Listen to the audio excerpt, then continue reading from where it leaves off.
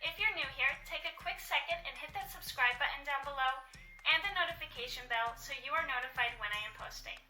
And don't forget to hit that like button. You can also follow me on Instagram.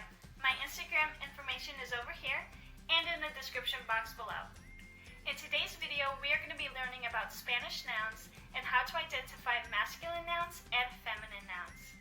Don't forget to look out for those 10 highlighted words in red. Those will be the new 10 learned words in Spanish from today's lesson. Without further ado, let's begin. Nouns in Spanish are usually identified as either being masculine or feminine. The important rule to remember is that masculine nouns end in O, while feminine nouns usually end in A. Let's look at some examples. So here we have the noun sombrero. That is a masculine noun. Falda is considered a feminine noun. It is also important to remember that words ending in sion, S-I-O-N, or C-I-O-N, or words ending in dad, D-A-D, are also considered feminine. Now let's go ahead and review some sentences where we see feminine nouns being used.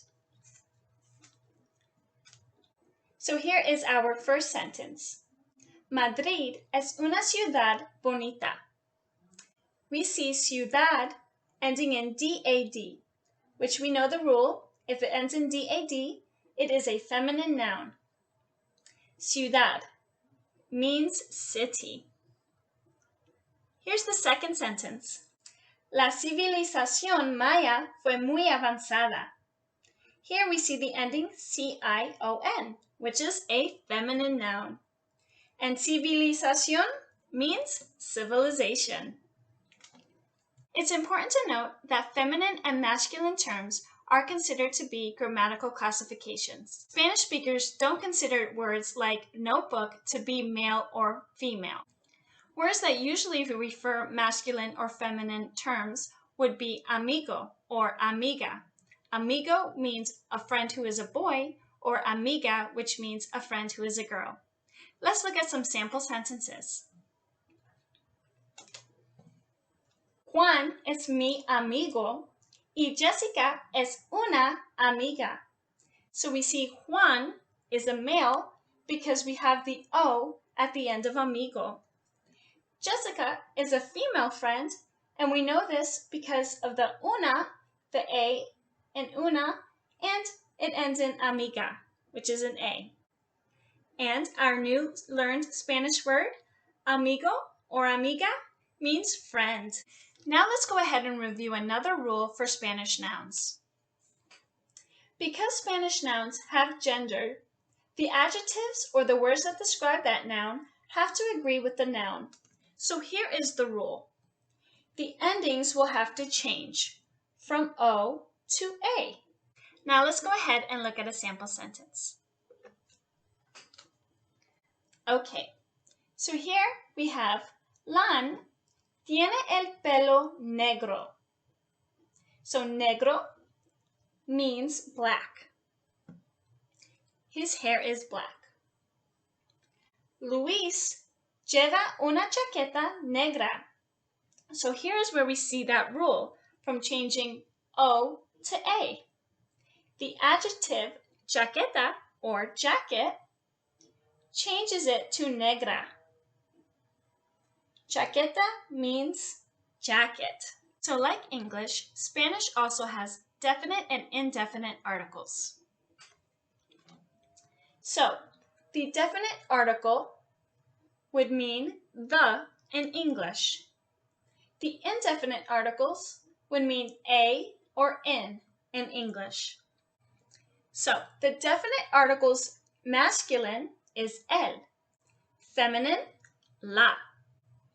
The indefinite articles masculine would be un, feminine una. So you might be asking yourself right now, Teacher Jasmine, how do you identify the gender of the noun? You can do that simply by looking at the adjective or article in that sentence and making the determination of whether it is masculine or feminine. Let's look at a sample sentence. So here we have a sentence that says, Un elefante tiene dos colmillos, which means an elephant has 2 tusks. Un elefante. So what can we determine from this article? It is a male elephant. Look at the second sentence. Una elefante tiene dos colmillos. We notice that the article has an A. So una, we know it's a female elephant. And we have our new learned word, colmillos, tusks. Very good. Now let's go ahead and practice determining the gender of each of the sample sentences. Let's start with the first one. Una estudiante siempre necesita asegurarse de haber terminado su tarea. So we have 2 new learned words, estudiante, which means student, tarea, which means homework. So every student needs to make sure to have finished their homework. Now let's find out what the gender of the student is. Can you make that determination? Let's look at the article. It says una. Is that male or female? You got it, female. Una estudiante. So it is a female student that it is referring to. Let's try it again. Let's look at the 7th sentence we have here. Un joven fue a una entrevista de trabajo hoy. So our next 2 learned words are joven, which means young person, and entrevista de trabajo means job interview. So what determination can you make when looking at this article, un? Is it a young male or a young female? Un joven. Correct, a young male. Great job. Now let's go ahead and review our 10 new learned words from today's lesson. We have our first one, ciudad, city, ciudad. The second one, civilización, civilization. The third one, amigo or amiga, friend. The fourth one, negro, black.